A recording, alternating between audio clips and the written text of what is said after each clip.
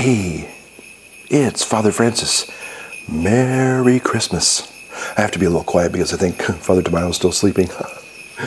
Anyway, I gotta get ready to say Mass at dawn here, but before I do, I just want to take a moment to wish everybody here at Good Shepherd a very happy and holy and blessed Christmas. I know you're looking at our tree here, and a special thank you to Terry DeFreitas who came and set this tree up. Obviously, this tree it's in need of some decorations, isn't it? It's in need of some lights and all sorts of things. It's also in need of some presents. That's not a hint, by the way. But what I want to say is this tree, this kind of barren tree, has a little bit to do with what I want to talk about today. If you don't mind, I'd like to get a little shot of coffee before I plunge into my scintillating reflection, okay? My Christmas message. There's just nothing better than that first cup of coffee in the early morning hours. You know, when I look back on my childhood and all the Christmases that I've had since then, you know, there are a lot of different ones that stand out. You know, I've spent Christmas in some pretty interesting places, I'll say that. Certainly in my home growing up, certainly in different parishes. I've also spent Christmas in faraway countries, some very hard places, difficult places like prison. My very first memorable Christmas, believe it or not, was in the United States Marine Corps 35 years ago this Christmas. December 6th, in fact, as I'm recording this video, I joined the Marines 35 years ago, a callow youth of all of 17 years. And so when I look back, each of those Christmases have a very special meaning because they were, you know, different places, different times in my life. And they become like, if you will, mental and emotional mementos or ornaments that I have in my life. And so when I look at my Christmas, you know, it has a lot of little memorabilia. Oh, this is the Christmas I was here. This is the Christmas I did that. This is the Christmas, you know. And many of you probably, when you think about it, when you decorate the tree, certainly there are the standard decorations, like, you know, the Christmas lights and the tinsel and the kind of the store-bought generic ornaments. But then we go into the attic or that special closet and we pull out what? We pull out those special ornaments that have real significance and meaning to us. And those are the things that we decorate our trees with to make them very intimate and personal to our lives and our family. And that's what makes that tree uniquely your tree, because they're decorated with your personal family ornaments. And that's the way it is in the faith. You know, God comes in very unique ways and decorates our lives with certain things that stand out, you know.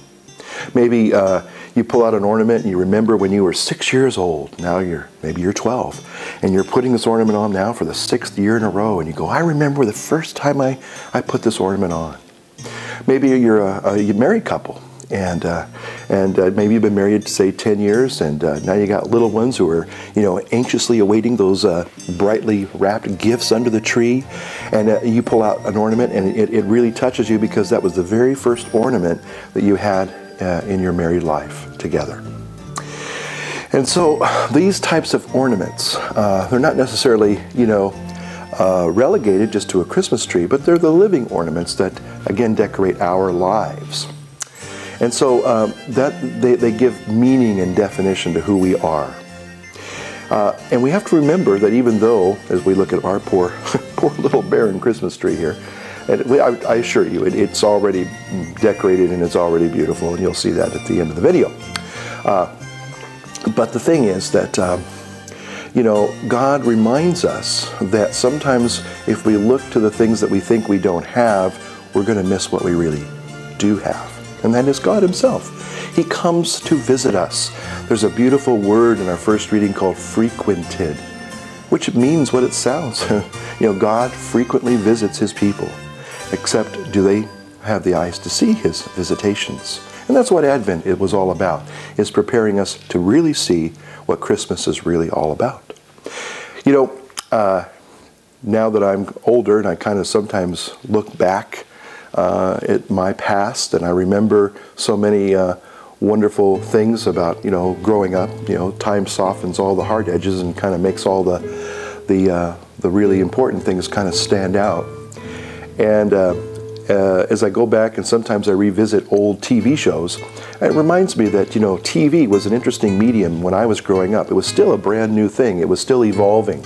And although there were a lot of interesting shows, and some of those shows were done with great writing and great directing, but a lot of those programs, were interesting because they didn't just, tell you an interesting story, but many of the stories were allegories. Because they couldn't come right out and talk about certain issues because they were just too sensitive. And so one of the things that I remember that I was fascinated about was one of the children's programs that I grew up with. I was the first generation to grow up with The Grinch Stole Christmas. And although I always thought it was an interesting cartoon, it was a fun cartoon, had a lot of catchy little tunes in there, there was a deeper message. Now most of us now, of course, we know the deeper message. But what he was trying to say back almost, 40 years ago, 50 years ago, was that Christmas doesn't come from a department store.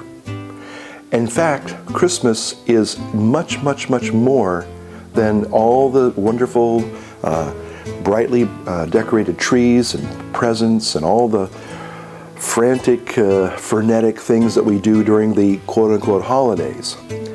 And really, the true meaning of Christmas is not to be found in any of that. That can all disappear tomorrow, and the true meaning of Christmas would still show up as it does every year for the last, 2010 years, 2011 years. And that is the coming of Jesus into the world to frequent and visit his people. And so that's the real message, And it was interesting because in that cartoon, the Grinch tries to keep Christmas from coming because he thinks he knows the secret, but he doesn't know the secret because he's never seen it. He's never experienced it. And so at the very end, when the villagers all gather around and they go out and hold hands, and this beautiful shining orb comes down and enlightens everything and fills them with joy, and they all break into song. He's like going, wait a minute, how did this happen? I did everything I could to make it from not coming. And yet we can't keep Christmas from coming.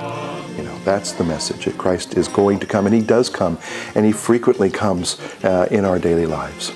And so as we look at our lives and we see the different life events that ornament our lives, then there's the one last question, is that what kind of gifts do we leave?